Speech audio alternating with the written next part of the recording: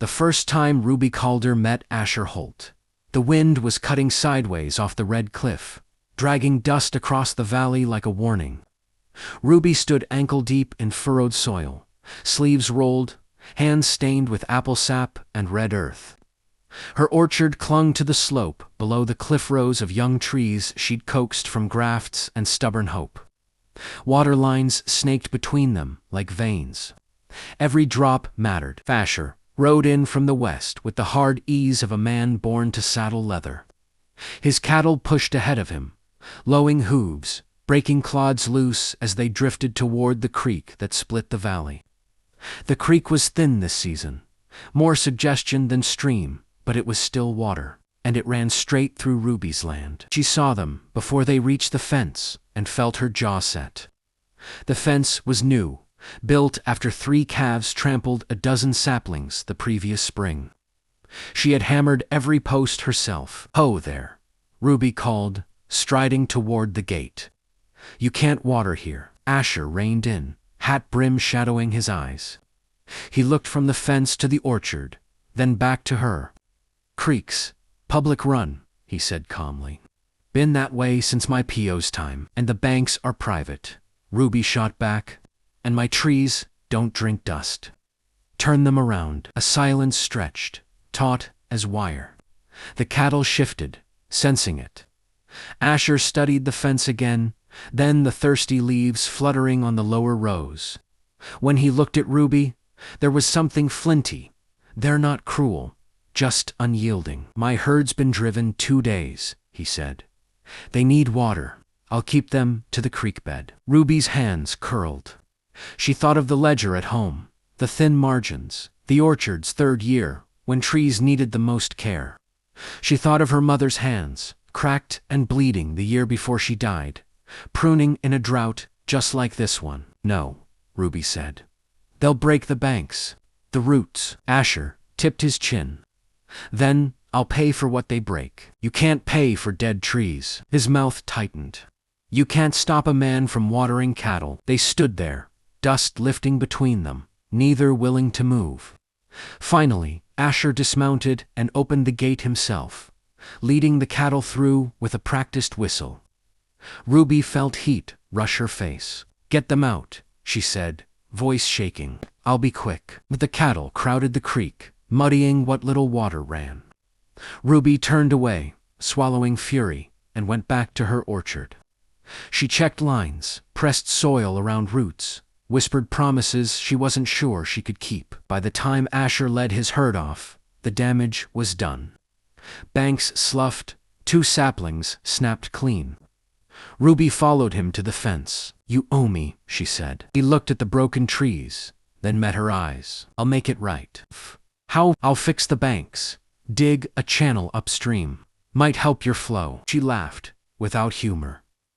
"You think a shovel can call rain?" "No," he said quietly. "But fighting won't either." Word traveled fast in the valley. By week's end, the creek was lower still. Wells failed. Neighbors argued over turns and rights. And the red cliff loomed above it all, indifferent and red as dried blood. Ruby lay awake nights, listening to the wind. Asher counted cattle ribs and prayed over maps that didn't change. Neither knew yet that the drought would strip them to essentials, or that the line between orchard and range would blur until cooperation was the only thing left standing. By midsummer, the creek became a rumor. Ruby noticed it first in the mornings, when the air was cool enough to pretend everything might still be all right.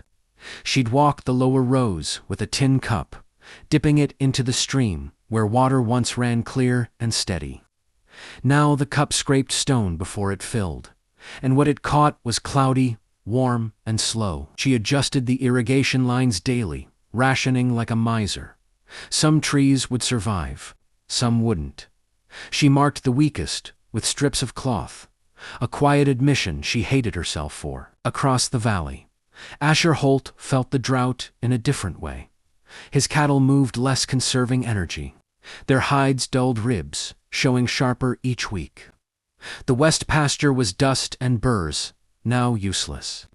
He'd driven them farther east than ever before, but even there, The grass was brittle, snapping underfoot. He found Ruby at the creek one afternoon, crouched and clearing debris from a makeshift channel she dug with blistered hands. She straightened when she saw him, wary as a cornered fox. "Didn't come to argue," Asher said, stopping a respectful distance away. "Good," Ruby replied. "I'm out of patience." He nodded, eyes on the water. "I've been riding the banks. If we dig up stream cut, a deeper run, sure, the sides it might keep what little flow we have from spreading thin." Ruby scoffed. "You said that already, and you didn't believe me." "Still don't," she said, but her gaze followed where he pointed toward, a bend choked with fallen branches and silt. Water pooled uselessly there, evaporating under the sun. Asher met her eyes. "We can fight over drops, or we can try to save them." Silence. The wind hissed through the grassless valley. Ruby thought of her father teaching her grafting techniques, saying, "You work with what's there, not what you wish for." "What's in it for you?" she asked. "My cattle live," Asher said simply.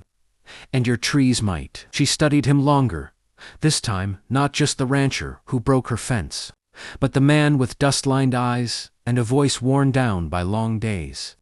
Against her better judgment, she sighed. "Fine," she said, "but we do it my way near the orchard." "Fair." They worked until sunset.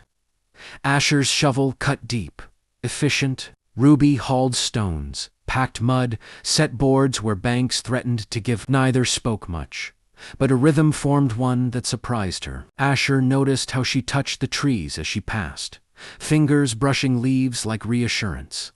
Ruby noticed how gently he redirected cattle away from fragile spots, voice low, almost kind. When they finished, the creek looked different. Still small, but purposeful. The water moved faster now, less lost to the heat. Ruby wiped her brow. "Don't get hopeful," she said. "Droughts don't care about effort." Asher smiled faintly. "Effort's all we've got." Over the next days, they met again and again, to reinforce banks, to share news of wells gone dry, to argue, still but quieter now, edged with something like respect. Neighbors noticed. Some scoffed. Others followed suit, pooling labor, sharing barrels, trading favors instead of threats. One evening, as the sky burned orange against the red cliff, Ruby and Asher sat on the creek bank, boots dangling over the water. "I always thought you ranchers just took," Ruby said. Asher chuckled. "And I thought orchard folk just complained." She smirked, despite herself. The creek murmured below them, thin but alive. Growth, Ruby realized, didn't always come from standing your ground. Sometimes it came from giving a little of it up. The drought did not break. It deepened. By late summer, the valley moved in slow motion, every task measured against the cost of sweat and water. Ruby's orchard held on, but just barely. Leaves curled inward, fruit stayed small and hard. Each morning, she counted losses before she counted blessings. Asher's herd had thinned. He sold off what he could, trading good bloodlines for feed and favors. It cut deeper than he let on. His ranch had been built by his grandfather, every fence post. Driven with the belief that land endured, if you respected it, watching it fail felt like a personal betrayal. They kept working the creek together, though there was less to do now than watch and wait. What had started as necessity grew into habit. Ruby would bring bread and dried apples.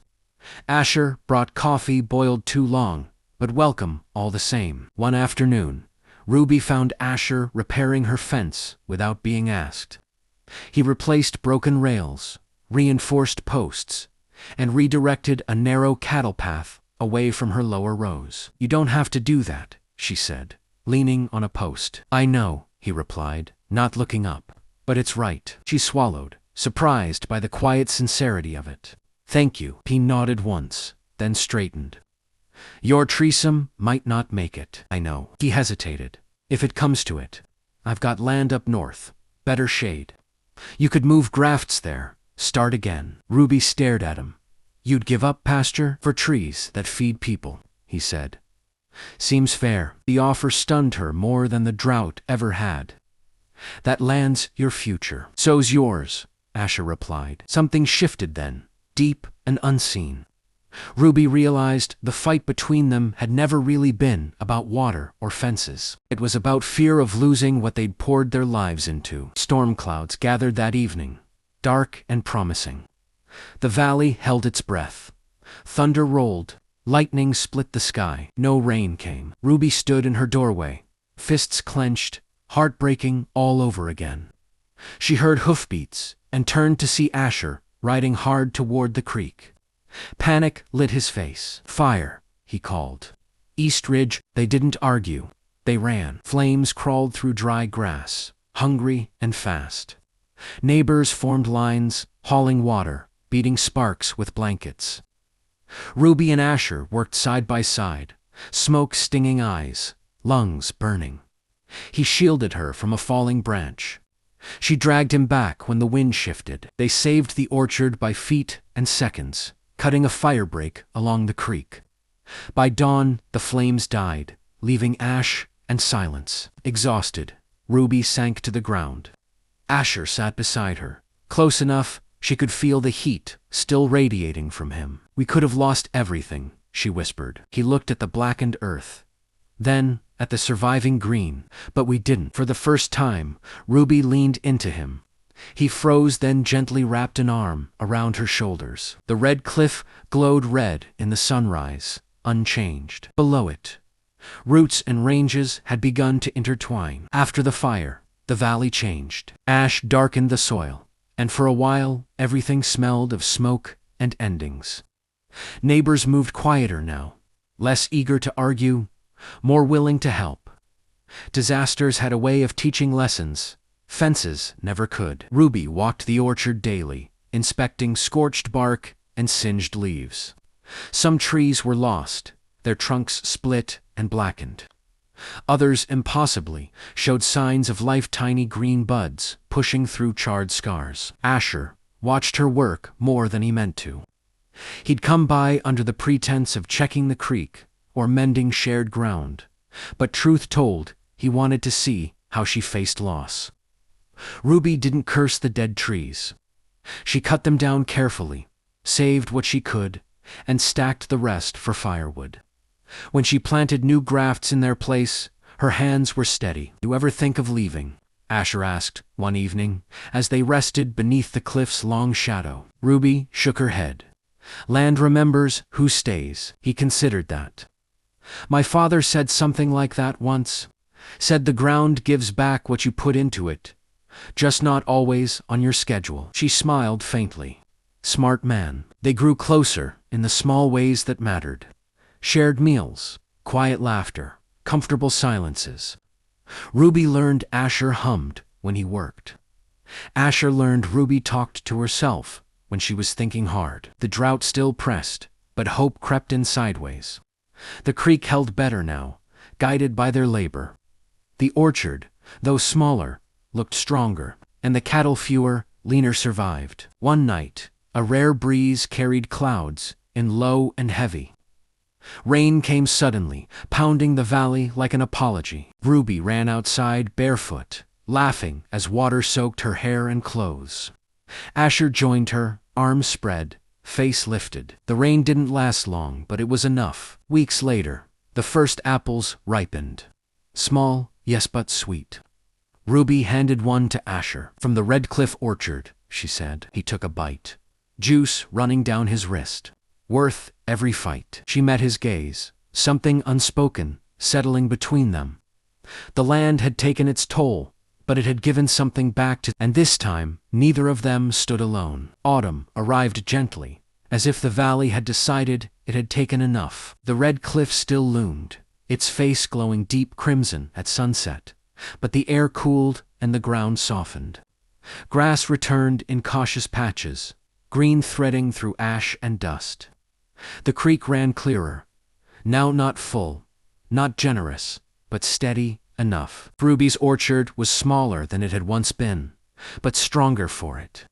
The surviving trees bore fruit with a sweetness that surprised everyone who tasted it. Word spread beyond the valley. Traders stopped by.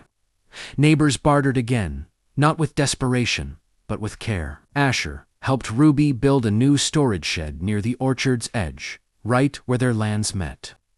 No fence this time, just a shared boundary marked by stones and understanding. "You sure you don't want it squarely on your side?" Ruby asked, handing him a plank. Asher shook his head. "What's grown here belongs to both of us." She paused, then smiled. "Funny how that changed. Funny how we did," he said. The cattle grazed farther north now, rotated carefully to protect the land. Asher had given up acreage he once swore he never would, trading excess range for balance. In return, his herd stayed healthier than it ever had. Loss, he learned, didn't always mean less. One evening, as the sky burned gold and red, Ruby and Asher walked the orchard together. Leaves rustled softly. The cliff watched, ancient and silent. "I used to think sacrifice meant giving something up forever," Ruby said. "Turns out it just means choosing what matters more." Asher stopped walking. "And what matters more to you?" She met his eyes, heart steady. "This land, this life, and you." He didn't speak at first. He simply reached for her hand, rough fingers warm and sure. "Then I choose the same." They stood there, hand in hand, while the sun slipped behind the red cliff. The valley felt different now, because the drought had ended, but because they had learned how to endure it together. In spring, new grafts took root in the orchard. In summer, calves were born strong, and year by year, the land remembered who stayed, who listened, and who was willing to change. The fight that once divided Ruby Calder and Asher Holt became a story the valley told with quiet smiles, a reminder that growth requires sacrifice. And love often grows best where the ground has been tested. And if you enjoyed this Western love story, don't forget to like, comment, and subscribe for more Western stories.